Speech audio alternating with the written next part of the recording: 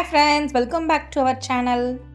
ஸ்டார்டிங்லேயே நம்ம ஃப்ளிப்கார்ட்டில் வாங்கின சில ப்ராடக்ட்ஸ்லாம் பார்த்துடலாங்க. இந்த வீக் வந்துட்டு இந்த காம்போ பேக் தான் வாங்கியிருந்தோம். அதாவது சில்லி ஃப்ளேக்ஸு, ஆரிகானோஸ், அதுக்கப்புறம் ஹாட் சாக்லேட் பவுடர், இந்த மாதிரி ஃப்ளிப்கார்ட்டில் பாப்பா ஆர்டர் போட்டிருந்தா அதெல்லாம் வாங்கியிருந்தேன்.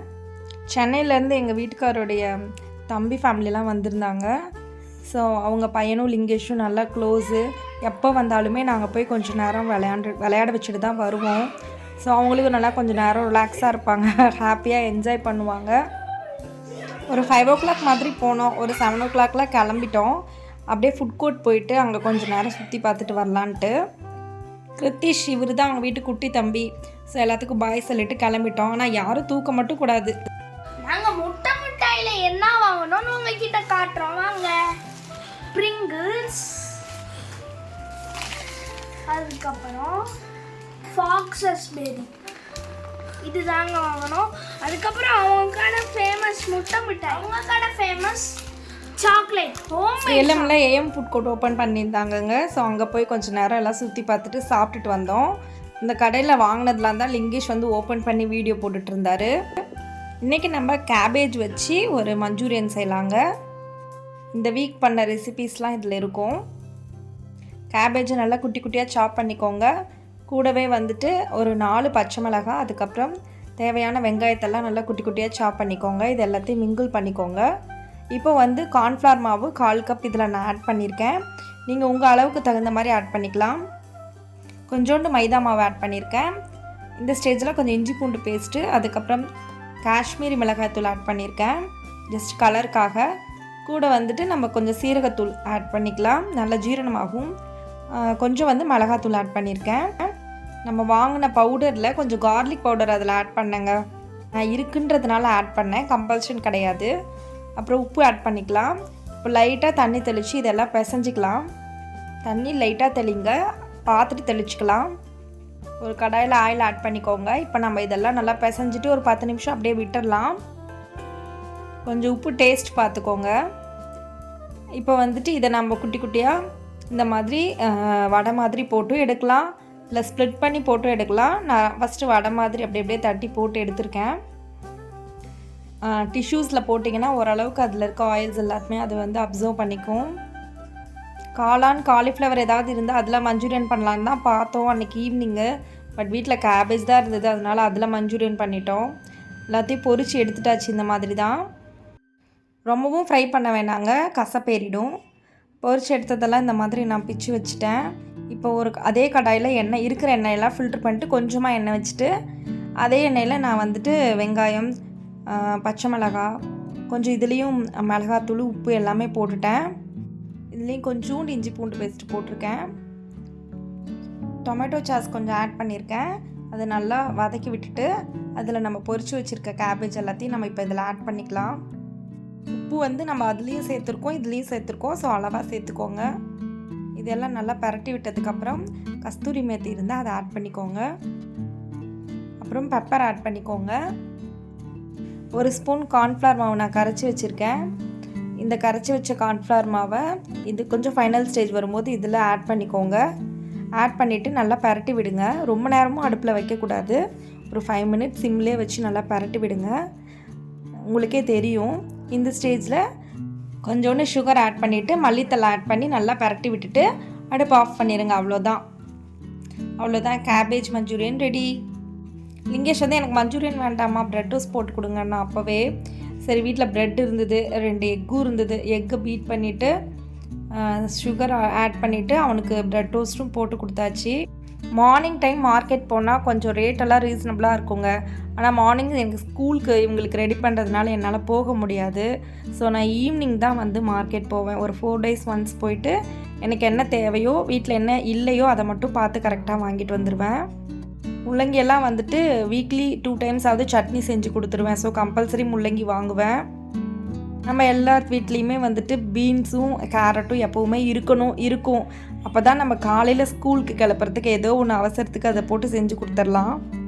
நாட்டு காய்கறிகள் மட்டும் இந்த வாரம் வாங்குறது, அடுத்த வாரம் வாங்க மாட்டேன். பாருங்கள், இது வந்து நாட்டு பாவக்காய் ரொம்ப சின்னதாக இருந்தது பாருங்கள். அப்படியே கொஞ்சம் பேபி பொட்டேட்டோஸும் வாங்கிட்டு நான் வந்து காய் வாங்க போகிறேன்னு சொன்னாவே பாப்பா ஆர்டர் கொடுத்துருவா செட்டு வாங்கிட்டு வர சொல்லி. ஏன்னா ஆப்போசிட்லேயே செட்டு கடை இருக்குது. ஸோ காயெல்லாம் வாங்கிக்கிட்டு அப்படியே செட்டு கடைக்கு போயாச்சு. இந்த செட்டு கடை வச்சுருக்கவங்க பையனும் லிங்கேஷும் ஃப்ரெண்டு. நான் வந்து பானிபூரி தான் வாங்கியிருந்தேன் அன்றைக்கி. இங்கே பானிபூரி ரொம்ப சூப்பராக இருக்கும். இவர் வந்து லிங்கேஷோட ஃப்ரெண்டு, டியூஷனில் தான் படிக்கிறாங்க. நெக்ஸ்ட் டே வந்துட்டு வெனஸ்டே. ஸோ வீட்டில் வந்துட்டு நண்டு எடுத்துகிட்டு வந்திருந்தார் எங்கள் வீட்டுக்காரு. இன்றைக்கி வந்து நண்டு கிரேவி செய்யுங்க, நண்டு குழம்பு மாதிரி வச்சு கொடுங்கன்னு சொன்னார். அதுக்கப்புறம் மீனும் எடுத்துகிட்டு வந்திருந்தார். மீனெல்லாம் பரட்டி வச்சிட்டேன். நண்டு எடுத்தால் மீன் மாதிரி எடுத்துகிட்டு வாங்க, மட்டன் சிக்கன்லாம் எடுத்துகிட்டு வராதிங்கன்னு சொல்லிட்டேன். ஸோ அதனால் நண்டு எடுத்தால் அன்றைக்கி மீன் தான் எடுத்துகிட்டு வருவார். இதுக்கு வந்து சின்ன வெங்காயம் நிறைய ஒழிச்சு வச்சுக்கோங்க. கூடவே நல்லா 10 பல் பூண்டு, ஒரு கடாயில் ஆயில் ஆட் பண்ணிக்கோங்க. இப்போ சின்ன வெங்காயத்தை நல்லா வதக்கி எடுத்துக்கோங்க. வதக்கின சின்ன வெங்காயத்தை நல்லா பேஸ்ட் பண்ணி இந்த மாதிரி ஆயில் ஊற்றி வதக்கிக்கோங்க. இந்த ஸ்டேஜில் ஒரு 3 தக்காளி நல்லா ஃபைனாக பேஸ்ட் பண்ணி அதையும் இதில் ஆட் பண்ணிக்கோங்க. பச்சை வாசனை எல்லாம் போகட்டும், நல்லா வதக்கி விடுங்க. ஏன்னா நம்ம வந்துட்டு இப்போ தக்காளி வந்து ஆல்ரெடி வதக்கலை, அது வந்து பச்சையாக தான் இருக்கும். நான் தேங்காய் பாலோ தேங்காவோ எதுவும் ஊற்ற மாட்டேங்க. இதே தான் நமக்கு கிரேவி.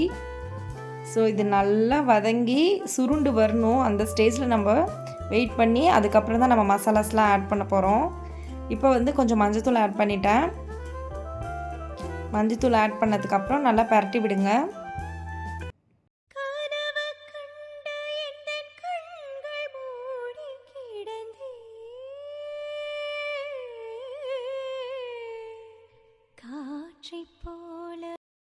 இப்போ வந்து நம்ம மிக்சியை நம்ம ஒரு அலசி அந்த தண்ணியும் இதில் ஊற்றிடலாம். வந்து கண்கள் மெல்ல தீரந்தே. கொஞ்சோண்டு காஷ்மீரி மிளகாத்தூள் ஆட் பண்ணிக்கோங்க. அதுக்கப்புறம் நம்ம வீட்டில் யூஸ் பண்ணுற மிளகாத்தூள் 1 ஸ்பூன் ஆட் பண்ணிக்கோங்க. நல்லா மிளகுத்தூள் 1 ஸ்பூன் ஆட் பண்ணிக்கோங்க. சீரகத்தூள் 1 ஸ்பூன் ஆட் பண்ணிக்கோங்க. சோம்புத்தூள் 1 ஸ்பூன் ஆட் பண்ணிக்கோங்க.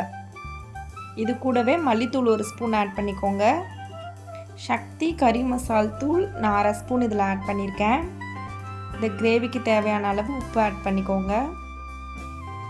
நல்லா கொதி வரும்போது கொஞ்சம் கொத்தமல்லி தழை ஆட் பண்ணிக்கோங்க. ஃபைனலாக இறக்கும் போதும் நம்ம கொஞ்சம் கொத்தமல்லி தழை ஆட் பண்ணிக்கலாம். குழம்பு நல்லா கொதித்து எண்ணெயெல்லாம் பிரிஞ்சு வரணுங்க. சிம்மில் வச்சு ஒரு தட்டு போட்டு மூடி வச்சுடுங்க. கொஞ்சம் நேரம் அந்த சிம்லையே வேகட்டும். அதுக்கப்புறம் நம்ம கொஞ்சம் நேரம் ஓப்பன் பண்ணியும் வேக வச்சுக்கலாம். குழம்பு திட்டத்துக்கு வந்துடுச்சு. இந்த ஸ்டேஜில் நம்ம நண்டு ஆட் பண்ணிக்கலாம். கடல் நண்டு தாங்க எங்கள் வீட்டுக்காரர் எடுத்துகிட்டு வருவார். இன்றைக்கி கடல் நண்டு நல்லா இருந்ததுன்னு எடுத்துகிட்டு வந்திருந்தார். வீட்டில் வந்து லிங்கேஷ் நண்டு சாப்பிட மாட்டார். பாப்பா நாங்களாம் தான் நண்டு சாப்பிடுவோம். அவர் ஆல்வேஸ் வந்து ஃபிஷ்ஷு, மட்டனு, சிக்கன் இதுதான் சாப்பிடுவார். நண்டு பெருசாக லைக் பண்ண மாட்டார்.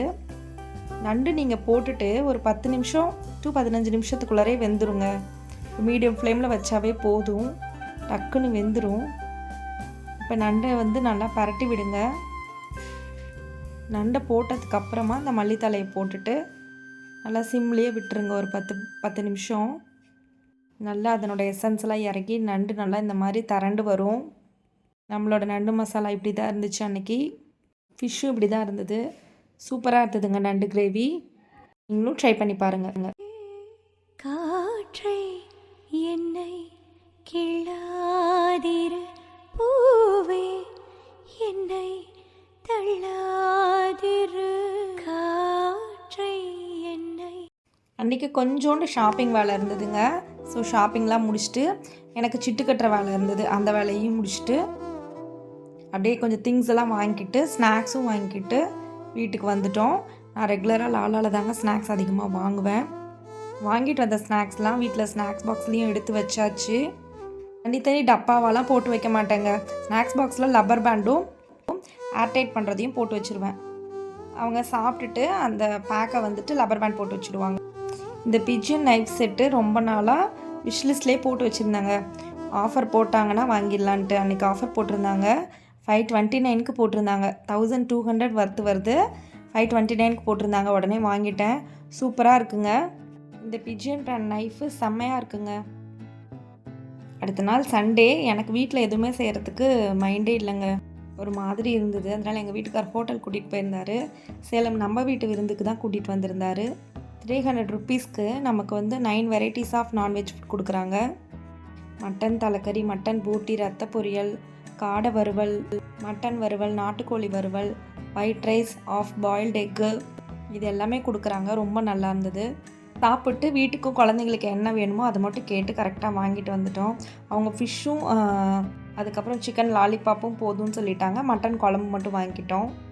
அடுத்த நாள் மார்னிங் வந்து ஸ்கூலுக்கு காலையில் காலிஃப்ளவர் சில்லி தாங்க பெரட்டி கொடுத்து விட்டேன். நைஃப் அன்றைக்கி தான் ஃபஸ்ட்டு ஓப்பன் பண்ணேன். சூப்பராக கட் பண்ணுதுங்க. யூஸ் பண்ணி முடிச்சதுக்கப்புறம் ஒரு கிளாத் வச்சு நம்ம தொடச்சிட்டு அதனோட கவரை போட்டு வச்சிட்டோம்னா நல்லா லைஃப் வருங்க. ஃபஸ்ட்டெல்லாம் நம்ம வந்துட்டு யூடியூப் சேனல் இல்லாத போது வாங்குகிற ப்ராடக்ட்ஸ்லாம் யாருக்குமே தெரியாது. இப்போ சேனல் வச்சுருக்கறனால இதில் நம்ம போடுறதுனால ஃப்ரெண்ட்ஸு நெய்பர்ஸ்லாம் பார்த்துட்றாங்க. பார்த்துட்டு பரவாயில்ல, நீங்கள் வந்து நினச்சதெல்லாம் வாங்கிடுறீங்கன்னு சொல்கிறாங்க. அப்படி இல்லைங்க, நானுமே ஒரு பட்ஜெட் வச்சுருப்பேன். இந்த பொருள் எனக்கு தேவை அப்படின்னா ஒரு 3 months யோசித்து தான் வாங்குவேன், உடனே வாங்க மாட்டேன். ஆனால் ரொம்ப பிடிச்சிருச்சுன்னா எப்படியாவது வாங்கிடுவேங்க. இந்த வீக் தங்கச்சி வீட்டில் ஒரு விருந்துக்கு கூப்பிட்டுருந்தாங்க, அங்கே தான் போயிருந்தோம். அவங்க எப்போவுமே ஒரு 6 months ஒன்ஸ் கெட் டுகெதர் மாதிரி இந்த மாதிரி ஒரு அரேஞ்ச்மெண்ட் பண்ணுவாங்க. தங்கச்சி மாமனார் எல்லோரும் வரணும், பேசிகிட்ருக்கணும், கொஞ்சம் ஹெல்த்தியாக ரிலேஷன்ஷிப் மெயின்டைன் பண்ணணும்னு நினைப்பார். அன்றைக்கி அவங்க வீட்டில் மெனு வந்துட்டு மட்டன் பிரியாணி, ஆனியன் ரைத்தா, அதுக்கப்புறம் நாட்டுக்கோழி வறுவல், அப்புறம் மட்டன் தால்சா. இதுதாங்க அவங்க வீட்டில் மெனு. தெரிஞ்ச பாய் வீடு ஒருத்தவங்க பிரியாணி நல்லா செய்வாங்கன்னு சொல்லிட்டு எப்போவுமே அங்கே தான் ஆர்டர் கொடுப்பாரு. நாங்கள்லாம் வர மாதிரி இருந்தால் பிரியாணி ரொம்பவே நல்லா இருந்தது. வயசில் பெரியவங்க அவங்களோட எக்ஸ்பீரியன்ஸை நம்மக்கிட்ட ஷேர் பண்ணும்போது நமக்கு அதுலேருந்து நிறைய பாடம் கிடைக்கும். அதெல்லாம் ஒரு golden time. Okay friends, video பிடிச்சிருந்துச்சுன்னா லைக் பண்ணுங்கள், மறக்காமல் நம்ம சேனலை சப்ஸ்கிரைப் பண்ணுங்கள். தேங்க்ஸ் ஃபார் வாட்சிங்.